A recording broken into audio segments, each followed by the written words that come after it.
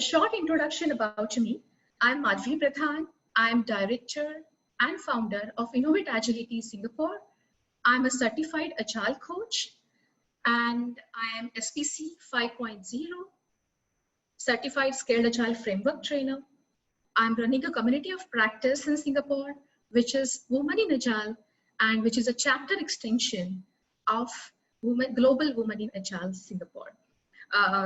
It is active in 56 countries. I'm the one who has started this community along with one of my friends in Singapore, and we are active from past almost 10 months now. I'm ICAgile authorized instructor to conduct their courses, Business Agility Foundation and Agile Team Foundation. I'm a Scrum trainer, certified Scrum Master. Here today, I'm going to talk about my topic, which is based on my 15+ years of experience in the industry, where I had got an opportunity to work with the fearful organizations as well as the cheerful organizations. So I will get on the table many more experiences, and I would love to share with you my thoughts.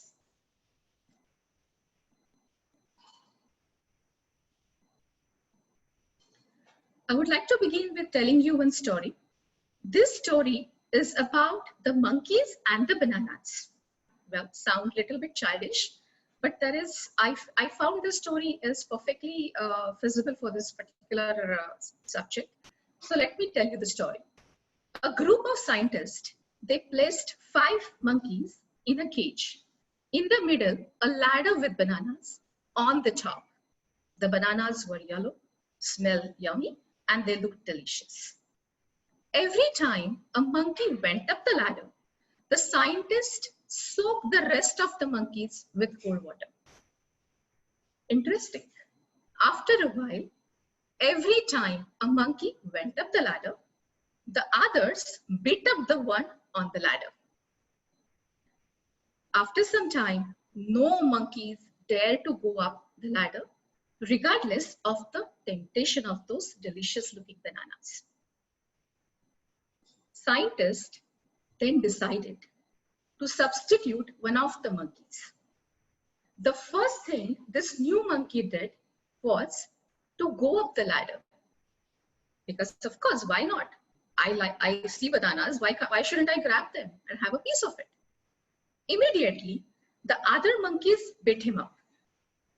After several beatings, the new member learned not to climb the ladder, even though never knew why.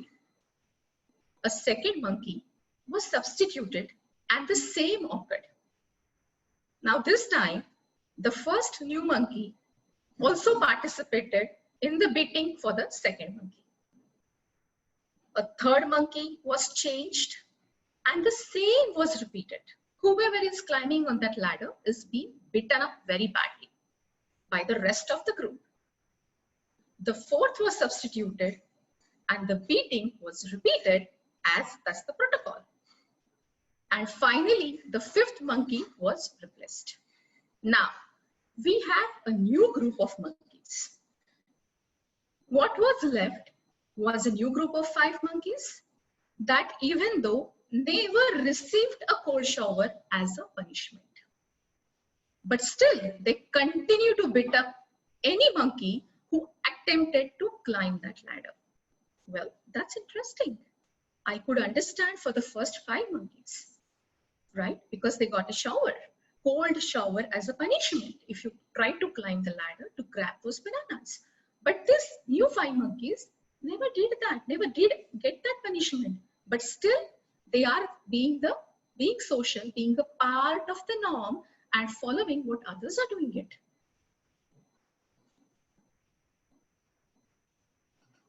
Yeah.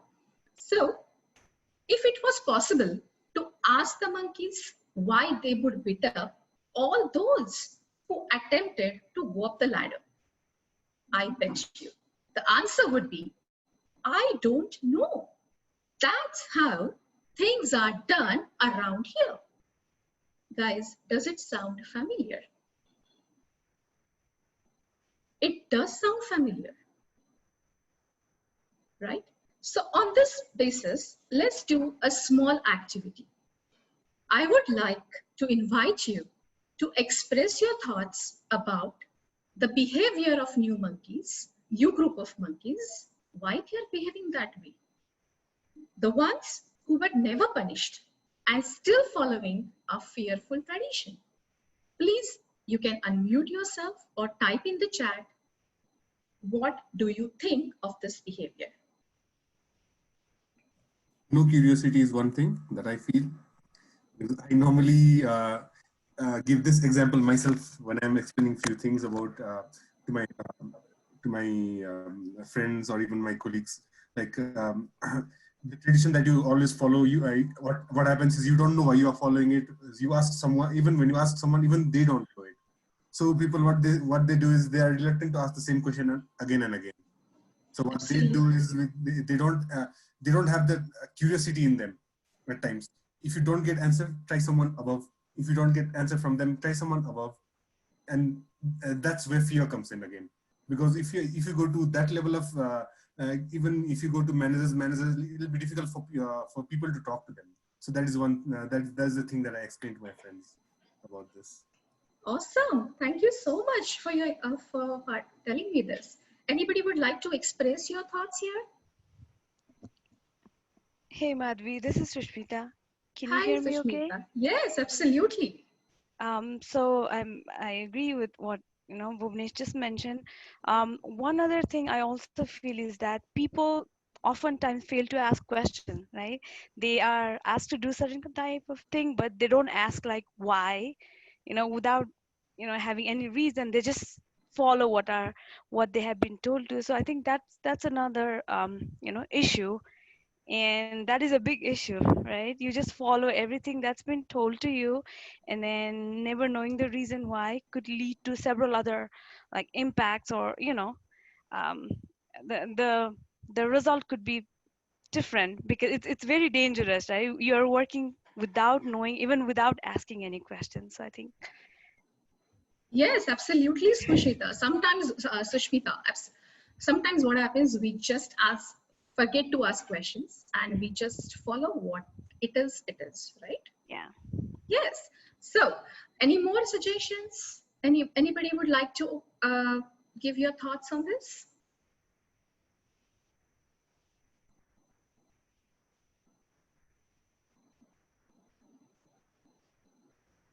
Yeah. So, to me, the new group of monkeys, they never had a punishment. They never experienced the punishment of cold shower. But as Sushmita said, they are following others. Like the first monkey who joined the group, he after getting the beatings from the other senior members from the group, again he molded himself, right? And he preferred to be the follower. And because of the beating, it could be the fear induced in that new set of monkeys. So this is something which exactly happens in those fearful organizations. Yeah. So as I mentioned in my topic, how do I make this fearful robots or whatever in those fearful organizations, how these robots are successfully being created. So let me tell you one story. There is a developer who joined a new organization. Maybe his dream job, right?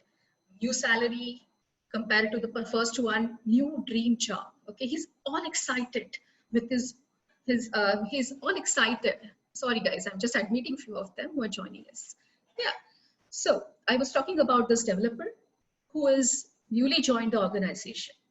There are few things which he's not liking it. And the reason is because the organization from which the previous organization where he had worked, he found completely different atmosphere. Okay. So whenever he approaches his senior to ask something, the senior won't entertain him. He will give some reasons. He will tell them that, oh, sorry, I have no time. I'm too busy. Okay. Then, not only that, whenever he tried to approach the leader with his concerns, I'm not talking only about the team behavior or the team members' characteristics. I'm talking about an organization, maybe infrastructural problems, maybe there is some UAT environment problems, but whenever he approach him or her, he gets the answer. Don't come to me with the problem and follow what others are doing it. Please don't suggest, right? When he encounters a problem, when he has a lot of priorities, because as in organizations, the traditional old school systems, right? Whatever comes is nothing but very, very important, highest priority all the time. So when he approaches leader, which task I should do first, which requirement I should work first, what he gets that do or die. That's your problem. You are here to work, right? And how come you are complaining? You just complain. How come others are achieving it? Now guys, here I fish something very fishy. There, I smell something very fishy. Why do you only complain? Now, this developer, since he is not really aware or maybe new to the processes and the tools in the organization, imagine for his first deployment in the production server, naturally he may tend to fail, and he fails. His first deployment fails. Then the leader comes to his desk in front of the whole group. She just shout on him and tell him that please go up and clean up your mess. Don't waste others' time. Well, I'm not telling you any jokes or I'm not making any story. This is from my experience, what I have observed in the fearful organization. Now this guy knows that my code runs in the development, it executed well in the UAT, but the production is a problem. Why so? Are we not supposed to have the production and the UAT in sync? So that's the infrastructure problem. And that's the root cause problem. So he again approaches his leader. And this time she says that, don't ask me why it is not like that. Why they are not in sync. Please sort it out yourself. This is there for so many years and nobody had complained. Why you only complained, right? Then for the next assignment, he approaches the leader, tells her or him that I want to learn something new. He approaches a senior, but the senior, being the senior most, he don't want to share anything. Okay, and the leader says, don't waste your time in learning. We can always hire a skill. It's very cheap. You only manage. But this hired skill will come for a short while. And after they leave, the whole assignment, after developing, deploying, whatever problems comes, this developer must be able to solve them. So that responsibility is on this, our manager, the Mr. Developer. Now, listening this for a couple of times, this guy, and nobody is approachable, nobody is transparent. Now, this guy has already turned into the fearful robot. And this is what it takes to make our fearful robots. Now, my question to all of you, have you seen or experienced the fearful teams? Please type your answer in chat.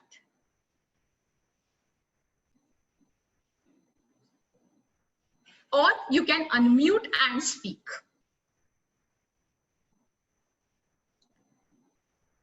Anyone would like to volunteer to unmute and share his or her experience about the fearful teams? You don't have to name it, just speak about it. Hi there. Hi. I'm just trying to talk about the mindset of the people, right? What happened is it's not about if the team are very much fearful or the other stuff, but what I feel is like it's down to the mindset of the people. Some people are quite inquisitive and some people are quite passive in the nature, right? So if the people are not inquisitive and they are much passive, they don't like to question anything, even if the culture is set up in such a way that they can talk, but again, they don't like to talk, because when you try to talk, when you try to take a lead, when you try to find out a question, it takes a toll in doing things. It takes a lot of energy. So some people, I feel like, they don't want to go through such uh, vicious energy consumption kind of thing. So they just sit like passive. So I think it's not about only the culture, it's about the mindset of the people, whether they are inquisitive or passive. If they are inquisitive, then with this closed vicious cycle that you just mentioned, like some people are fearful, not able to talk in team, I think that's what uh, comes down to the people. I think it's the mindset, I guess. Yes, I agree with you. It's the mindset. It is about the team members, right? That whether I understand some of them, they are pretty much outspoken. Some of them, they are very much shy because they take their own time to create their own space. I do agree with that. But the scenario which I spoke about in the developer, as in the developer case, you know, whenever he's trying to approach somebody, he has been shut up. That the door has been shut up, right? So I do agree with you. Yes, it's about the mindset. Yes, and that also could be a robot. And that's why in my topic I said that this kind of people, they come to organization, they treat their leaders as the god, and they follow what they are being told. Am I right? Yeah, sure. That is what. Yes. Yeah. Yeah. Any more suggestions? Any more experiences? Whatever you have experienced about the fearful team?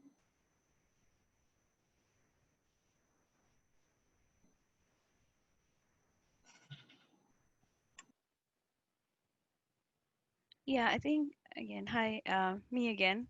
Hi. Um, my take could be slightly different, meaning that, a different set of experience. Sometimes what happens is within the team, there's a fear that if we speak up, this might impact in a different way, like reviews, it might be impactful in that way. So with that fear, and then as you mentioned, because there's this worshipping for a particular team lead or, the manager, then a lot of people don't speak up. They just agree to disagree with whatever come on their way. I guess there's some portion has to do with the review aspect as well. They don't want to be termed any, like particular individuals. I mean, it again depends upon the individual as well, but what I've mostly seen in is like most of the people, they fear that they may be labeled as not quite competent, or the reviews given by their peers are may have a negative impact on their career. So that could be another way to see this as well, I think. Exactly. This is Sushmita, right? Sushmita? Yes. Oh, yeah. Thank you for your inputs. And also, I've got few Sure. here on the chat. That is from Aditya. When high-level management thinks boss is always right. Yes. When high-level management thinks boss is always right, other members do not bother to give any input or ideas. Yes, endorse. I do agree with this. Exactly. And that's where culture part comes into picture. And there is one more from Janaki. The team member feared to share their views most of the time. And this could be due to the fear, as Sushmita just mentioned, that it could be because of the incompetence, they don't want to show them, or they feel that they are not being valued. And I do see there are many more yes here. Yes, so anybody wants to volunteer? Otherwise, I'll just quickly move on with the next slide.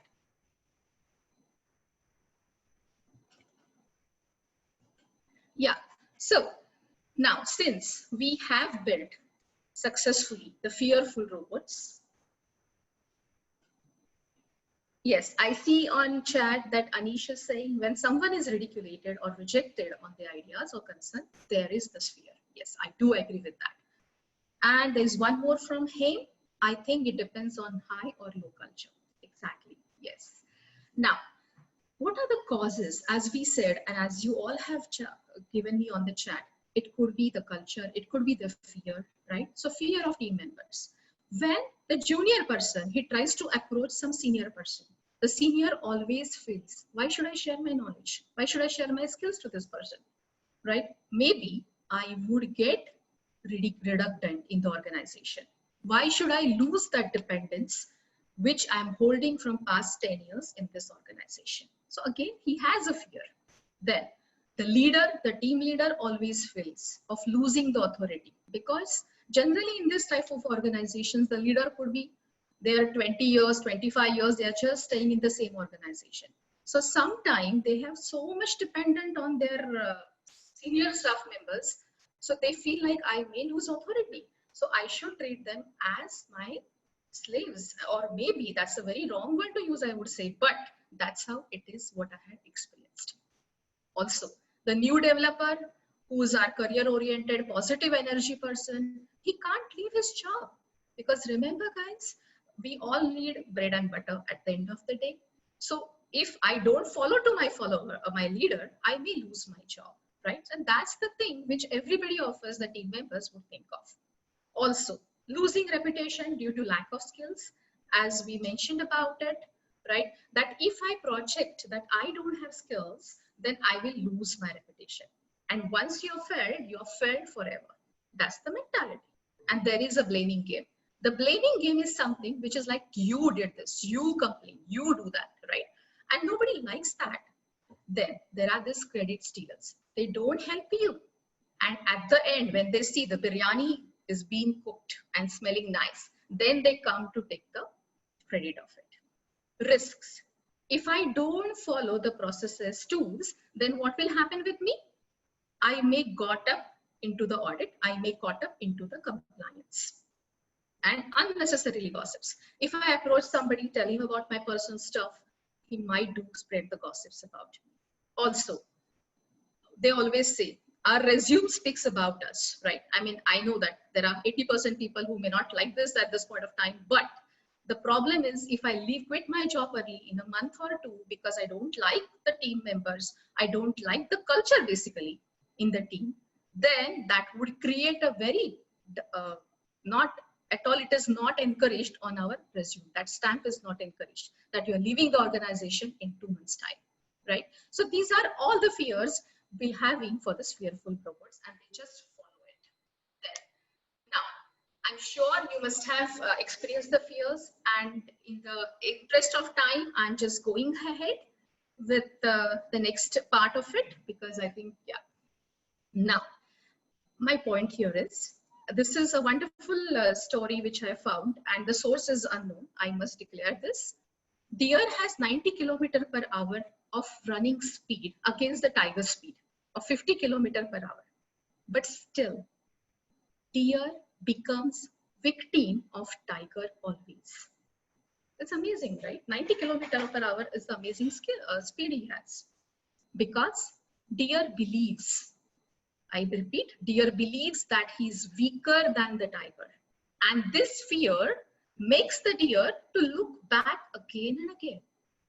This looking back makes the deer lose his speed as well as his courage. And thus, he becomes the victim of the tiger. So guys, never underestimate your potential. Now, with this story, I would like to take your attention about what deer's thinking is. Because as we know, the fear kills the abilities and the ideas. Now, I have highlighted mental models. So what is this mental model concept? Our mental models as a human, we build our mental models, which are basically based on our beliefs, our experiences, our values, and assumptions. What we assume, that's what we pursue. And what we pursue, that creates our mental model. Now, these mental models, they kill our abilities, they kill our ideas. How they will kill my abilities and how they'll kill my ideas? Because this mental model, then leads to the mindset. We all know about fixed mindset and the growth mindset. The fixed mindset individual, they will think, I can't do this. But the growth mindset people would always think, how can I do this? There must be something. And guys, this is what exactly we need, right? Also, From this mindset, what it leads to? It leads to our cognitive biases and our behaviors. If I think I can grow, then of course I will show positive behavior. If I think everything is done, I have failed, my all team members, they are just killing me, giving me the dirty stares. Yes, of course, my behavior would be changed. My cognitive bias would also be impacted. Now, to those of you, the cognitive bias is nothing but which is how we perceive others, how we think about others. Okay, so I may have a cognitive bias about my team member that this guy, I can't depend on him. Because he always comes with a problem, he always fails. Because I'm his leader, right? I'm in the command and control domain at this point of time. Now, all this, our mental models, our mindset, our cognitive biases, and our behaviors, it leads to our culture. And our culture, in the way I'm referring here as an organization. Now, in this story of deer and tiger, tiger knew he is the best. He believed that he's the best. Deer, though he has the abilities, he believed I'm weaker. So that's his mental model, which made him believe. And once you believe something, right, you start assuming it, you start pursuing it. And not only that, you go to your mindset that this person is more stronger than me. And of course, this kind of culture is not healthy for any organization. So, as I mentioned, the mindset is all about, the fixed mindset is, I can't do it. I don't have that talent. I don't have that intelligence. But the growth mindset is, how can I do it? If I don't know, can I develop it gradually? If I want to learn dance, can I develop it gradually? Because nobody is born exceptionally intelligent. We all have to develop the skills. So, as I said, the fear kills the ability. Here, deer, because he had a fear, his ability is completely killed. And as in the organization, we see that no innovation exists. They just follow the same thing. They just follow the same, their pattern and tradition. Now, here, as in the psychological safety for teams has been defined by Amy Anderson, that where people can speak up, they can offer ideas openly, ask questions without fear of being punished or embarrassed, right? So if I ask question, it may sound stupid, but remember, every idea is important, because when you kill an idea, you don't kill only that idea, you kill that person. And that's what Amy Anderson, in her book on the fearless organization, she has defined this particular definition of psychological safety. The book name is Fearful Organization. It is an amazingly interesting read. Give me a moment. Okay. Yeah. Now, going forward with the next slide. Yeah, I think this slide got repeated. Maybe I was doing it in a hurry. Yeah. So this is the fearless organization. Now, as in the Google, they had done this project Aristotle, I think around 7 to 9 years back. What makes a perfect team? The project is Aristotle. It's an interesting read. They did this project research for 2 years with 180 teams, 37,000 of employees. And what they found, the team, which are high performing teams, why they are able to perform? Because they feel the psychological safety, right? They feel I'm here to open my ideas, I'm to give my ideas and ask any stupid question which I can ask. So there is that psychological safety which has been there in the team. So please, it's a very interesting read actually, I found. Now, this is my roadmap to psychological safety. At first, re-establish values for cultural transformation. Re-establish values. That means whatever values you had, somebody has posted on the chat. Because the higher management, they say that the leader is always right. Exactly, I do agree, right? We are the seniors, you are the juniors. We have been doing this from past couple of years, and that's why we are right. No, change that value, change your belief, right? Secondly, I would like to give you one story. I have seen this in my life. There was this 20 years experienced guy who has joined our organization. In the town hall meeting, he was appointed by one of the HODs, and she asked him, do you know what is the production problem your team has faced this weekend? Now this person has just joined 5 days back. He's still figuring out all his excesses. He's pretty new to the team. This person couldn't speak up because there were 400 other team members. Not team members, the department members were sitting. So he was talking pretty softly.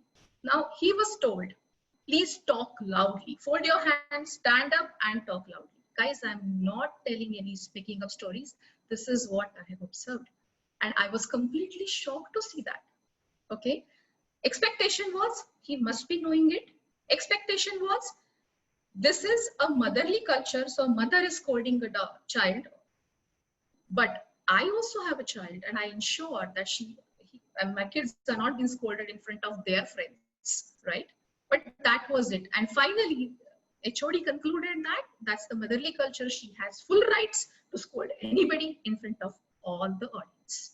Now, I find this particular culture is not at all acceptable because we are all adults, we are humans, right? So please, we should have a value of respect and trust. At least have a respect here, that is more important. Then the second is encourage growth mindset. It's fine. If somebody is failing, it's fine.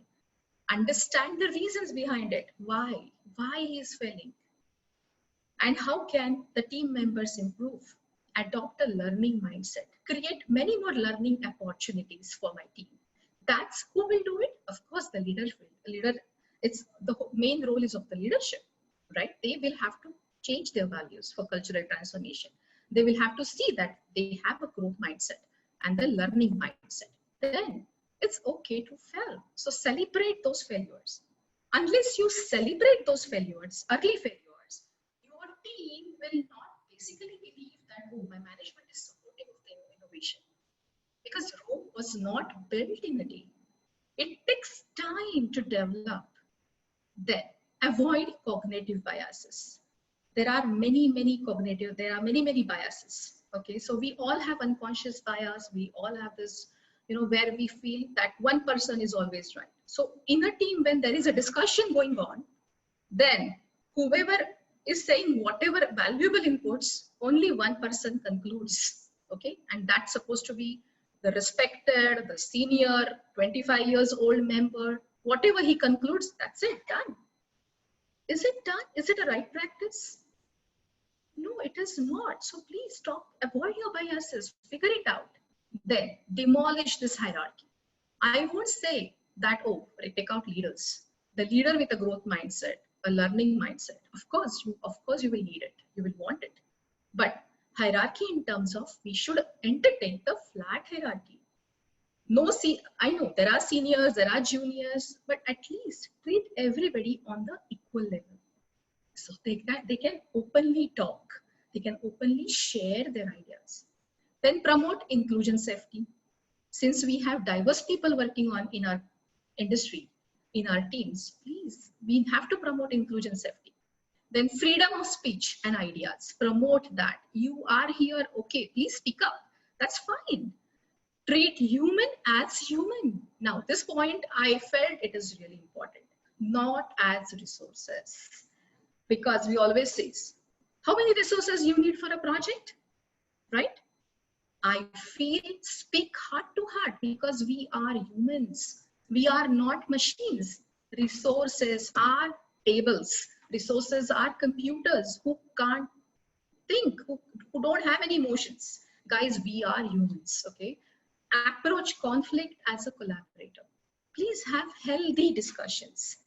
And the leader or the team members should always consider, if I'm debating on something, that doesn't mean I have my personal, I'm your enemy and that's why I'm trying to pull you down. No, it's not like that.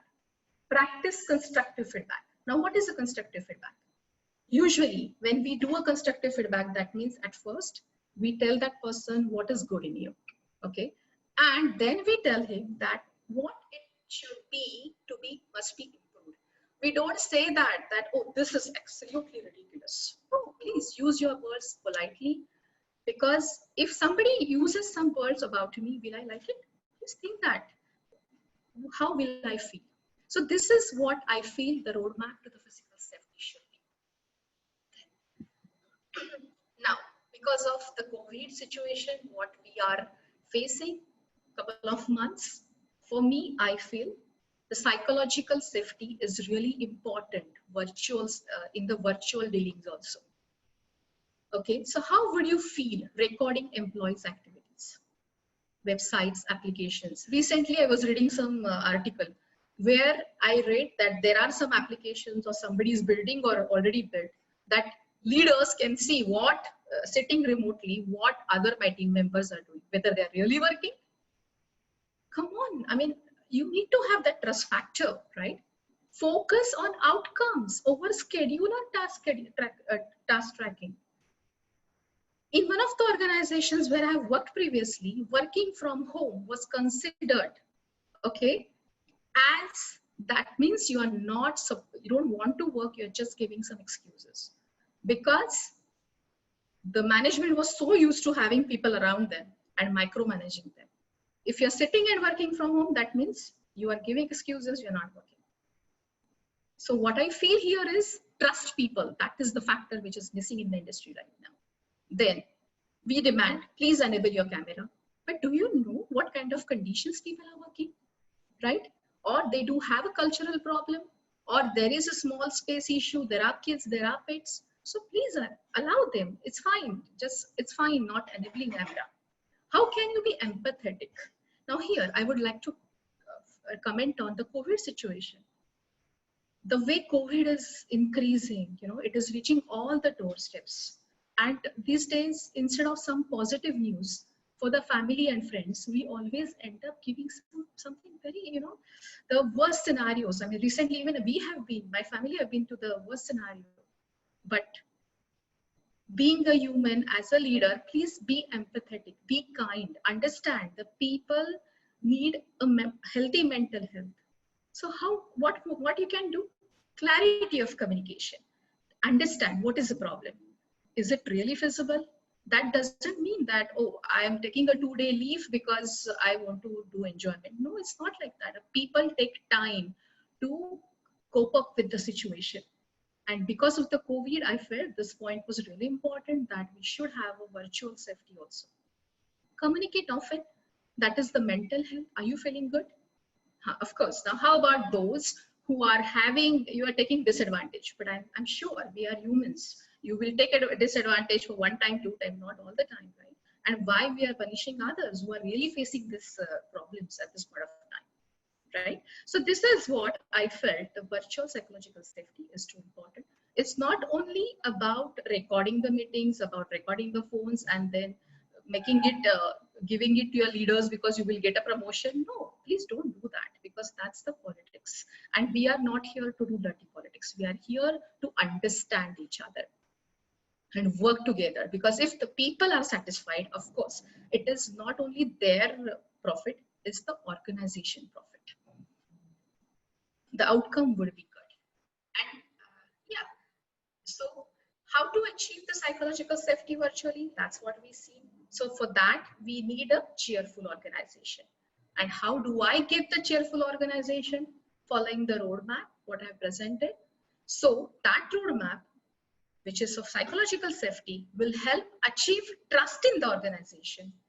Cheerful organization will be successful with this transformation, with the mindset, with the culture transformation.